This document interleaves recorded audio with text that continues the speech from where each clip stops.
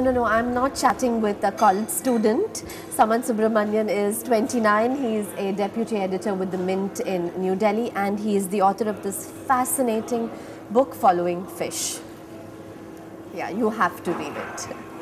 We spoke about the first five essays, and we have 4 more essays. So I'm going to ask you to sum up those last 4 essays. So I'm going to do sort of a quick speed wrap. Where did we stop? We stopped in Mangalore. So in the sailfish chapter, I hunt for the fastest fish in the ocean. The sailfish, extremely powerful, really fast, comes off the coast for about 10 days a year. It's a prize catch, so I go out with a group of fishermen to catch that. You'll have to read to see whether we catch it or not. We then go to Bombay, where I examine sort of one of the oldest fishing communities in the city, which is the Kolis, the original inhabitants of Bombay. And themes of the Mumbaikar identity come into this quite a bit, because I visit there during a Raj Thackeray agitation. In between, I administered Goa. I went to Goa and I found that a lot of the traditional fishermen in Goa were being pushed off their beaches by the tourism trade, and perversely, in sort of some tragic, ironic twist, they had to go back to tourism to find new jobs. And finally, I end at Gujarat in a couple of villages that have been building wooden fishing boats and wooden cargo boats to the same design for hundreds of years now, with only minor modifications in sort of the tools they use, and of course they have motors now. But beyond that, everything remains remarkably the same. It's like watching a reenactment of history right before your eyes. It's quite fascinating, actually. And that's really where the book ends. So I go from Bengal to Gujarat, and I think I end the book by sort of harking back to my first trip to Bengal. Now, what I really like about the essays is that they are very balanced. They're subjective, at the same time very objective. So how do you achieve that? I mean, you talked about these things at your book launch, and you talked about how the word travelogue comes from actually logging your travels, and how you like the narrative non-fiction form, because it's longer, even though a lot of people don't read that kind of thing. Unfortunately, the narrative non-fiction form is fascinating for me in the sense that it combines the best of journalism. You do an immense amount of groundwork, a lot of interviews, a lot of research, but then you come back and you write this story as if it's a almost literary tale, and you create characters and you create a plot.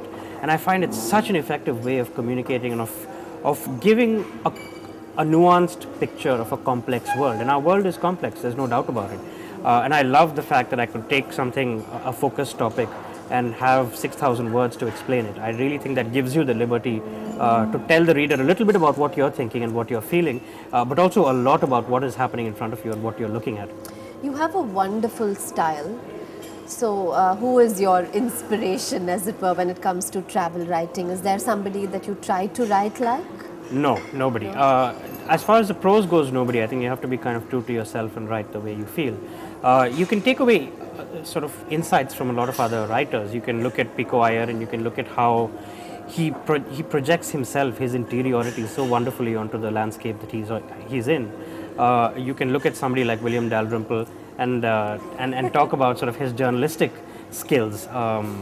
Sorry, you were saying something? No, that's truly off the record. We said something about Dalrymple's latest book, 9 Lives, but yes. Yeah, that's off the record. That's off the record. All right. So there's these little skills you can pick up from different writers.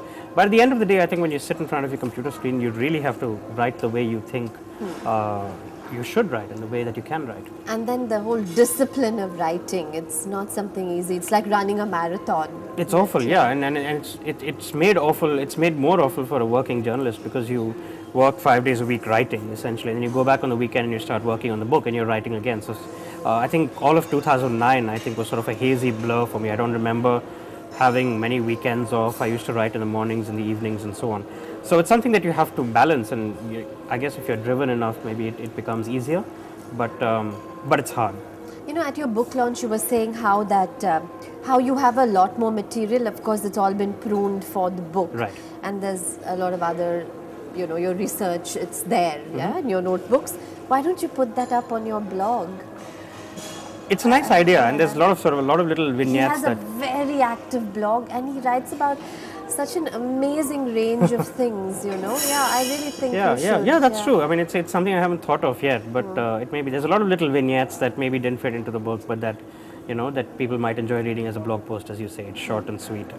So maybe, yeah, one day. That's a good idea. I mean, we should also tell the audience a little bit about your background, where you studied. You're a Chennai boy, I'm sure. I am a Chennai boy.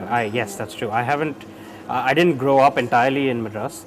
I grew up in Delhi. I lived in Indonesia for a little while.